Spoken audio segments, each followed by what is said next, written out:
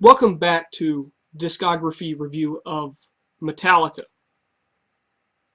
This stop, we're going to be taking a look at Ride the Lightning, which, in my opinion, is the definitive Metallica album. This is my personal favorite for many of reasons. With tracks like Fight Fire with Fire, the title track Ride the Lightning, Fade to Black, Trapped Under Ice, Creeping Death, Call of Cthulhu.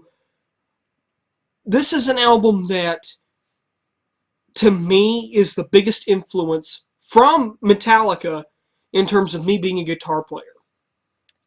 The production of this album is a step up from Kill 'Em All, and it has its own distinctive voice, partly into the fact that Hetfield at the time, I believe, was using an Ibanez Tube Screamer pedal, which in later interviews would say that he really didn't enjoy that pedal, and he didn't really enjoy the way his guitar sounded on Ride the Lightning. Personally, I think this is the direction in terms of sound design that Metallica should have stuck with. What the trademark of this album is that distinctive guitar tone that I can't describe in words. It is truly unique compared to the rest of their albums, which you start getting into the 90s and the guitars start to, the tone starts to blend into one sound.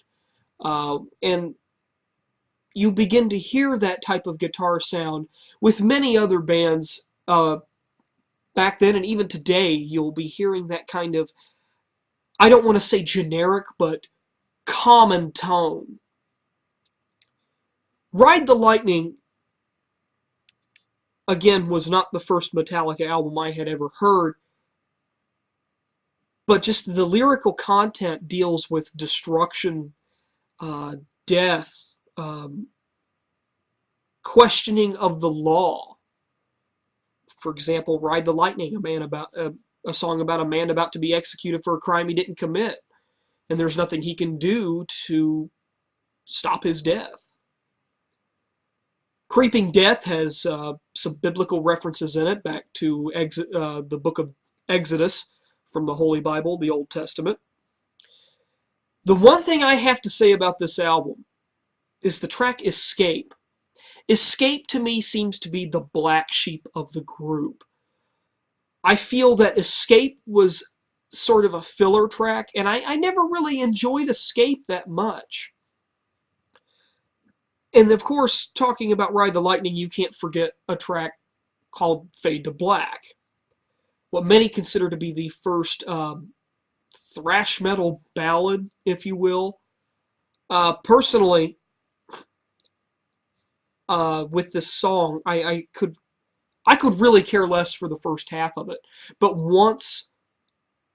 after halfway listening, once you get to that halfway point where it begins to pick up, I think it's fantastic, and it's one of the best pieces of metal that I've ever heard. Fight Fire with Fire, I've been trying to learn how to play that for years, and how you can downpick that fast, I will never know. Ride the Lightning, to me, is an album that if I have a copy on vinyl, and every once in a blue moon, I may pop it on the record player. But it's one of those albums where if anybody tries to take it from me, they're going to lose a couple of hands, providing that they don't have any more hands. If they have more hands, then I may be questioning not only why they're trying to steal my copy of Ride the Lightning, but also why they have multiple hands, and why am I rambling about hands? Ride the Lightning. This was also the last Metallica album that Dave Mustaine received credit for. I believe he received credit for the Call of Cthulhu and Ride the Lightning. Call of Cthulhu is a fantastic instrumental track, clocking in at almost 9 minutes. To me, it is the most powerful instrumental that Metallica has ever done. Later on, you get tracks like Orion. You had, well, you technically had a bit of an instrumental with Kill 'Em All with Anesthesia, but that was more of a bass solo than it was an actual instrumental song. Um, Even later on, where you have Suicide and Redemption off of Death Magnetic, none of them can compare to the Call of Cthulhu. And like on Kill 'Em All, the final, if I had to give this album a numerical grade, it would be a 10 out of 10. And this is possibly the most influential Metallica album released, at least in my opinion.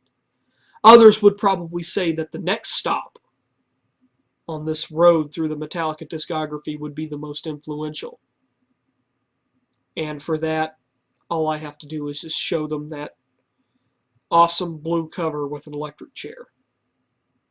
Danny here from Metal Couch, signing off.